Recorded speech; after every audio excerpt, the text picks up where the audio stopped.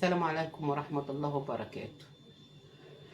هنبدأ النهاردة الفيديو. غدانا النهاردة بإذن الله بطاطس زي العسل اهي مهروسة، حمرتها الأول، سلقتها وبعدين حمرتها في الزيت بالواحدة، وبعد كده هرسناها، حطينا لها ملح وكمون وشوية كزبرة اهي زي العسل اهي، ومخلل وسلطة، وديت اهي بإذن الله شوية بتاع جبنة اهي، وادي العيش اهو، وده بواقي البتنجان بالفلفل بالبطاطس بتاعت امبارح. احنا ما بنرميش حاجه، اللي بيفضل بنحطه في طبق تاني بنبدله ونحطه في التلاجة، واما بنيجي ناكل المره الجايه بنقوم ايه حاطينها برضو تاني عادي، ما فيهاش اي حاجه يا جماعه.